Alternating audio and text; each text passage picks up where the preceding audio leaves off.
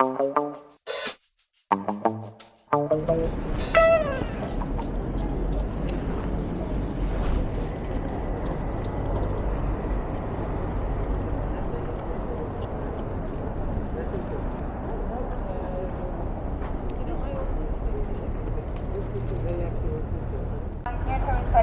distancing measures as mandated by the police will come and visit us to check that we are respecting social distancing measures.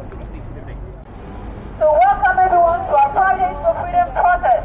For 8-9 months now we've been protesting every Friday in front of government buildings in more than 40 cities across the world.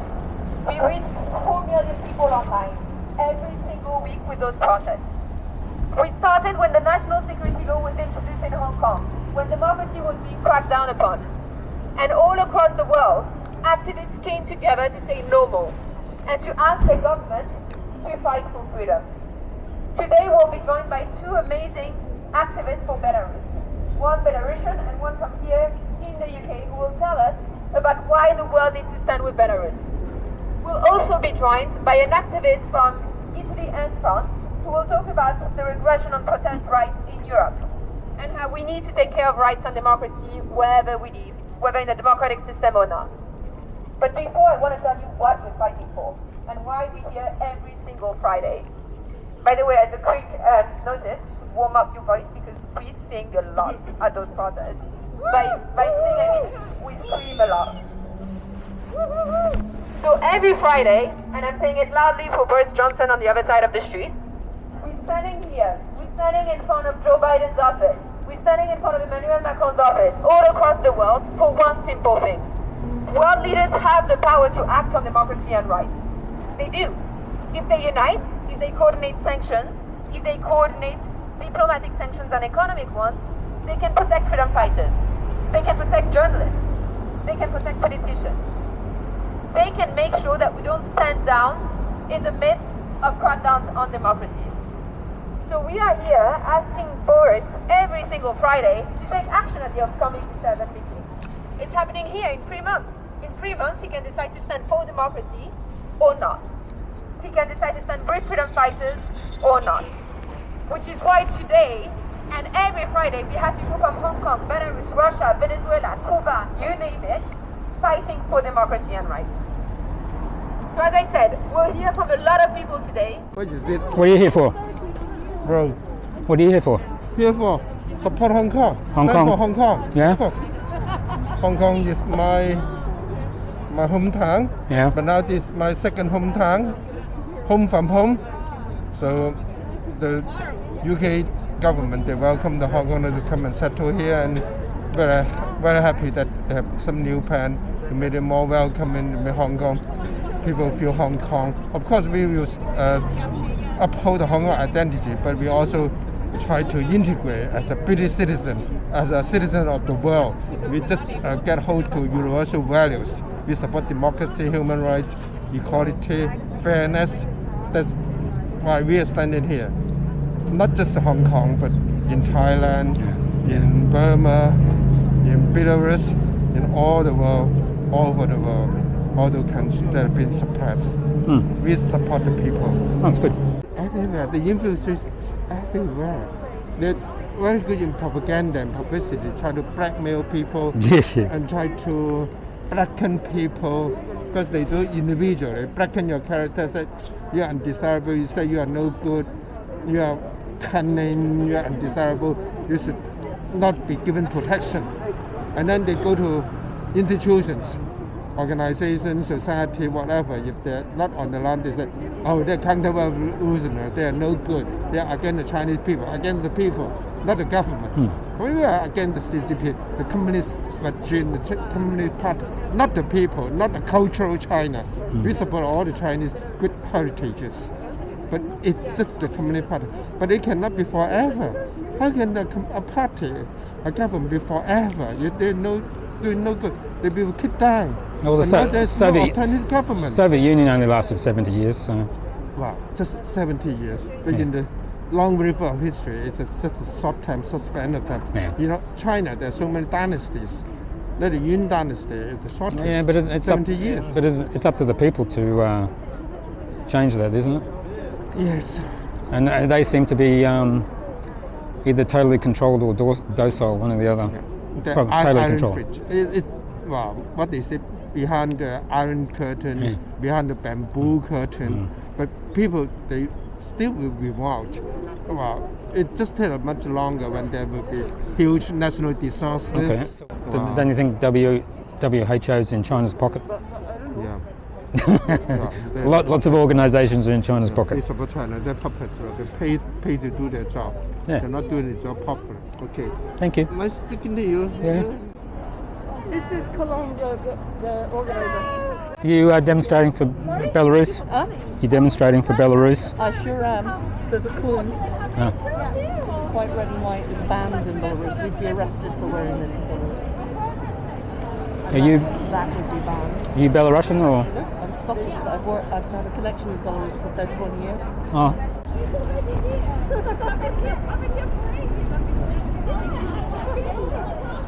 But I want to start with Alison, who is a member of the board of the Belarusian Women's Foundation and has been working and fighting for Belarus rights and democracy for a very long time.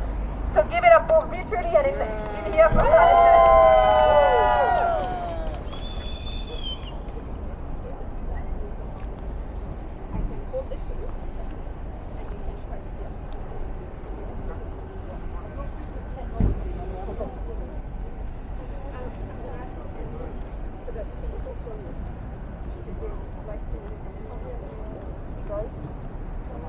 Well, good evening, everybody. Thank you for turning up, and great to see some Belarusians here as well. Yay! Yay!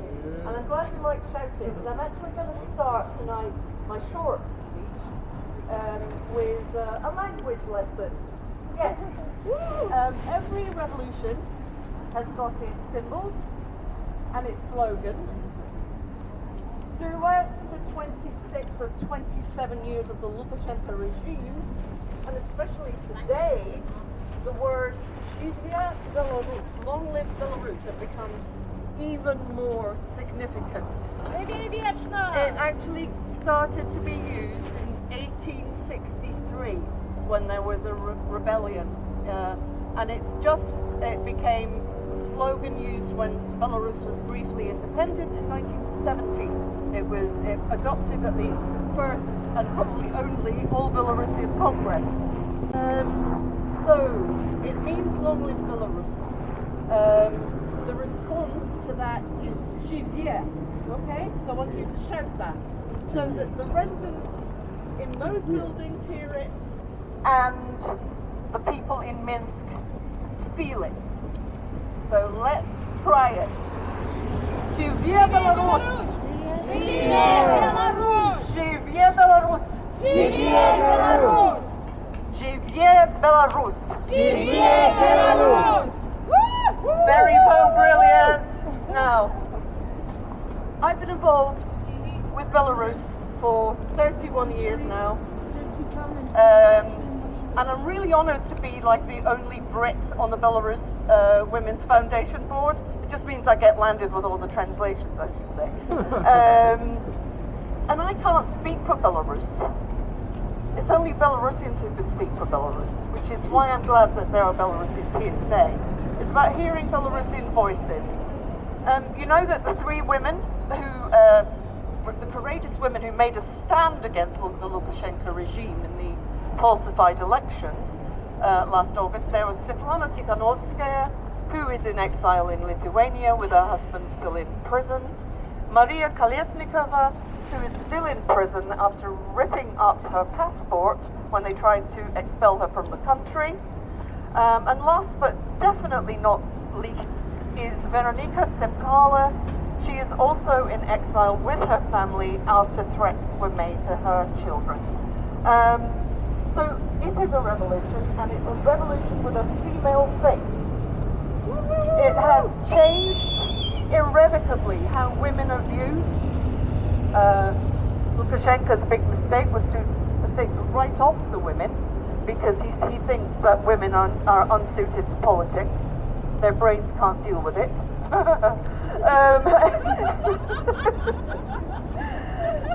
So I'm working closely with Veronica, and she is tireless in her efforts to assist women at risk of detention, torture, rape, and other forms of repression. She does this absolutely in her own right, not as an adjunct to her husband, who was refused permission to stand in the presidential elections. So, in order that you don't have to listen to me waffling on, Veronica has kindly sent a message for all you guys here today. It arrived really late last night. These are the words of Veronica Tsepkala, one of the trio of brave Belarusian women who started off the revolution. Yeah. It has been 8 months since the people of Belarus took to the streets in peaceful protest against fraudulent presidential elections in Belarus. They condemned the brutality and violation of the constitution and basic human rights. 33,000 people have been arrested and jailed, which is an absolute record for any European country since World War II. There are 342 political prisoners in Belarus. 49 of them are female political prisoners. Belarus occupies first place in Europe regarding number of female political prisoners. The Belarus authorities are targeting women, children, human rights activists, media workers, trade union representatives, and defense lawyers. We have been persecuted for exercising our fundamental rights as we protest peacefully. Belarusians have been denied the most basic rights, including the right to a fair trial and the right to humane treatment in custody. The Belarus Women's Foundation has launched a new project, Fashion for Freedom. The main purpose is to attract international attention to human rights violations in Belarus, where women are detained and imprisoned simply for wearing red and white, the historic national colors of Belarus. We are calling on designers to dedicate one piece from their collections or to help Belarusian women who face violence and repression for wearing the colors that they choose. We believe we have the right to choose our own colors, clothes, lifestyle, and our future. We are sure that this demonstration of solidarity will attract attention to women's fight for their rights across the world. Please stand with the women of Belarus and the men, of course. Please support us. Żyje Belarus. Veronica. Now I would like to introduce this wonderful Wonder Woman, Vera Horton, who is an actress, producer, general creative, and these days, because the circumstances have forced her to become one, an activist. At last, a Belarusian voice, not a Scottish person waffling on. Over to you, Vera. Thank you. Well, thank you. thank you. Okay, well, I'm just preparing for everything. Right. Okay, thank you very much, guys. Can you hear me well? Yeah.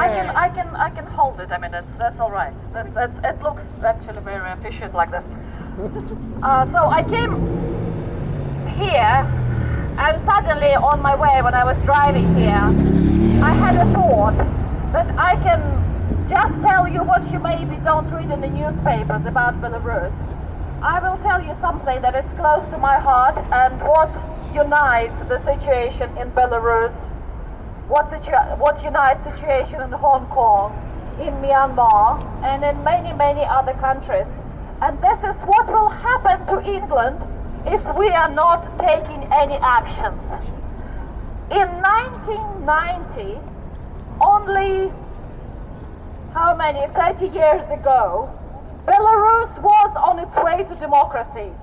We just finished the oppression of Soviet Union, which was there for 70 years. We just finished the regime of Brezhnev. We started thinking and reflecting on the regime of Stalin. we started thinking about new future and how Belarus can develop as a free democratic country. And what did we do? We have elected, democratically elected, a dictator who is now in power for 26 years, and due to our lack of action, this dictator was able, day by day, week by week, month by month, and year by year, take away all the democratic freedom of the country. He did it surreptitiously, with a lot of help of people who didn't act. That's the only thing people do. They allow it to happen. They didn't act. They didn't take action when people started disappearing. They didn't take action when people were scared by the police. They didn't take action when teachers started to be prosecuted for telling the truth to their pupils in school. And that's how nowadays we are living in Belarus in a proper tyranny, in a proper regime that doesn't see difference between mothers, children, grandparents, or anybody. The regime that has only one goal in mind: to survive, prosper, and possibly become the regime of Russia, Ukraine, and absolutely every country possible. Democracy, guys, is very fragile. It totally relies on people. If somebody would have told me in 1994, when Lukashenko just came to power, that only 26 years later, people will be afraid to go out of their houses on the street because they can be kidnapped by the police without uniforms and put in jail for as long as the dictator wants them to be in jail, I would have never believed that this is possible. But this is exactly what happened to Belarus. My call and call of my country to every leader and every businessman now is: please do not trade with the dictator. Please don't give...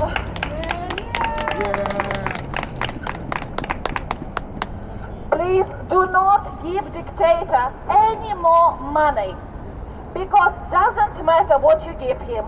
Credits to support school, to support COVID economy situation, whatever excuse he will create, it is just lies. Every penny you will give him, for whatever reason, he will use on making his army stronger, making the oppression more severe, making the secret police more efficient, and he will introduce absolutely every possible technology available now on the market to kill and oppress his own people just because he wants to stay in power. And I believe that countries like Belarus, it's a research laboratory for dictatorship. It's a hub. It's a nursery for dictators. Because if they will prevail and succeed there, they will transport that knowledge across the whole world, across the planet, because it is a very attractive prospect to be a Tsar of 2021. Thank you very much. Thank you.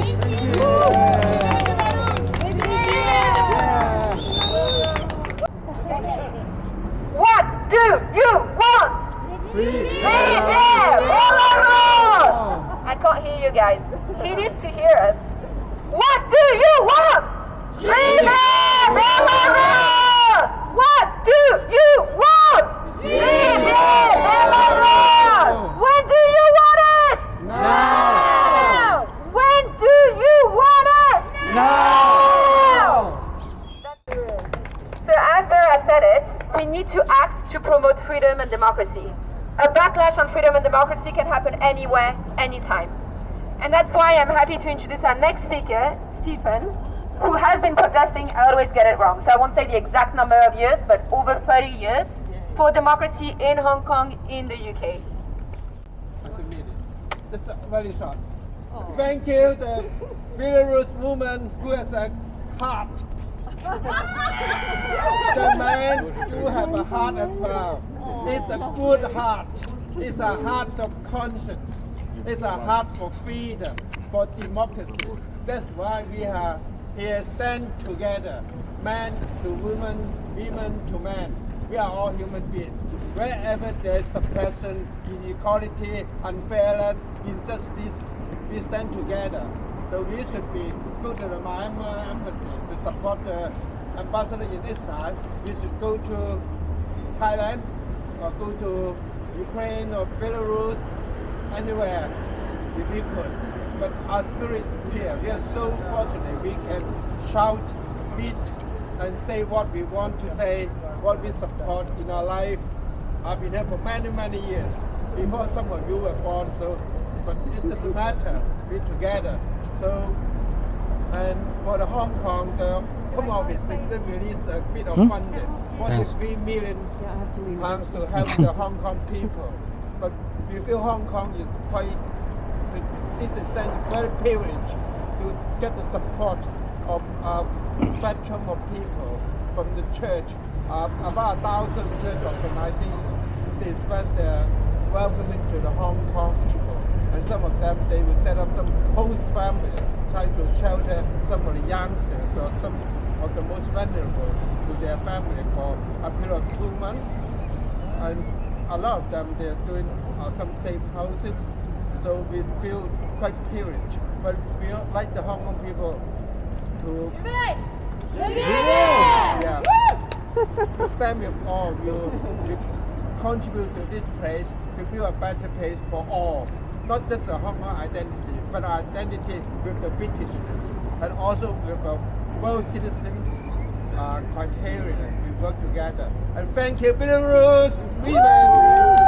Good to see some of your men coming out. Otherwise, it will be too lonely for you. I don't think so. So before I pass the mic to my co-founder Andrea, who will tell us about the future of our fight for democracy. What do we want? Free Hong Kong! What do we want? Free Hong Kong! What do we want? Free Hong Kong! When do we want it? Now! One last scream. He has to hear us. What do we want? Free Hong Kong! When do we want it? Now! Wow. I'm always incredibly moved when I see different struggles for freedom coming together. We have Belarus, we have Russia, we have Hong Kong, we normally have Thailand, Myanmar. We are all a big family fighting for the most important thing we can have, which is freedom. I'm Italian and I live here, so I come from a free country and I live in a free country. And I understand that this is a huge privilege. And from wherever we are, at any point in time, we must fight to preserve this freedom, to preserve this privilege, and ensure that people all over the planet will see freedom at last. And I say that, and I say that at every protest, because 8 years ago, my people forgot that. 8 years ago, Italians, Germans, and many other people forgot that freedom is the most important thing we have, and went into the same tunnel that you described before, Vera, the tunnel of dictatorship. And as a consequence, millions of people died during the Second World War. And today we have to remember that if we don't stand up, if we don't fight back, if we don't ensure that the people of Hong Kong will see freedom at last, if we don't ensure that Belarus will be able to elect their next president in a democratic way, we have failed. We are going to slide back into the dark. So I'm incredibly hopeful when I see activists here today. And I know that in Washington, in Tokyo, in Jakarta, right now, protests organized by now are going on. Small protests like this one because of COVID, but still, the light is on. The light is not off. We did not forget, despite the pandemic, we did not forget about the people of Belarus. We did not forget about the Russians, about Navalny. We did not forget about Joshua Wong, lying in prison right now. One of our first friends of this protest, the person that actually helped us start this protest in July 2020. We won't forget, we will fight. And if not us, our children, our grandchildren, will see freedom at last. We are on the right side of history. We've always been. And there is no way dictators can hold us back. So let's stand together, let's keep the flame alive, and we will prevail. Thank you so much.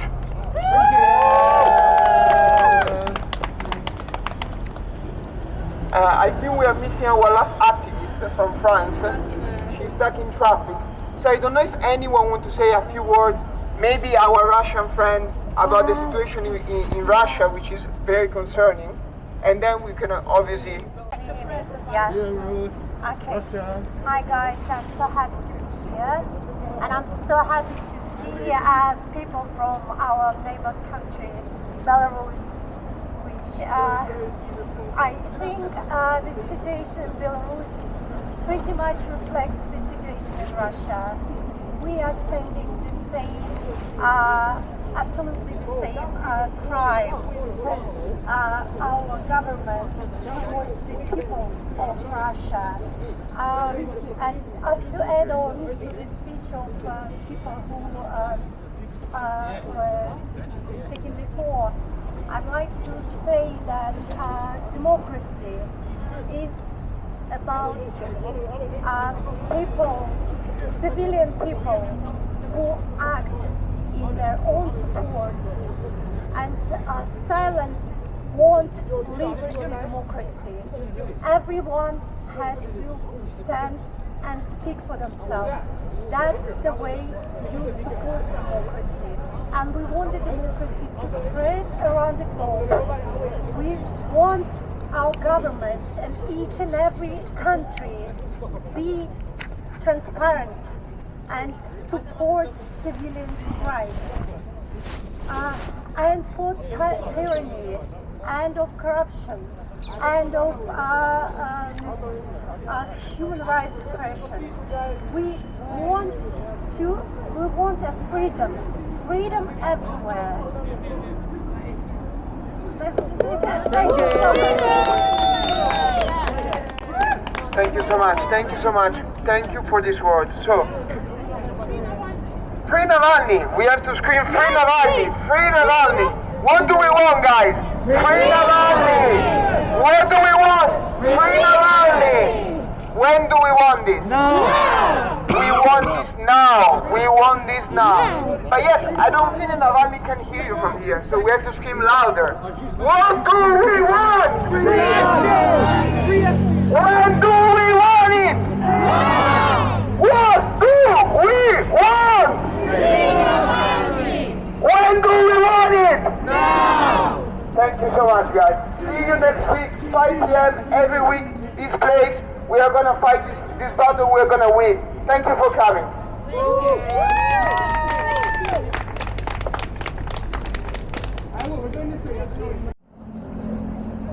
Okay, 3, 2, 1.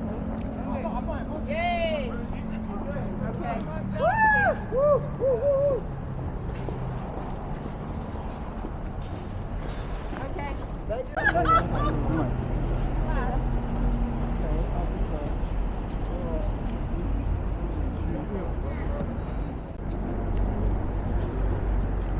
Все сказали «А-а-а!»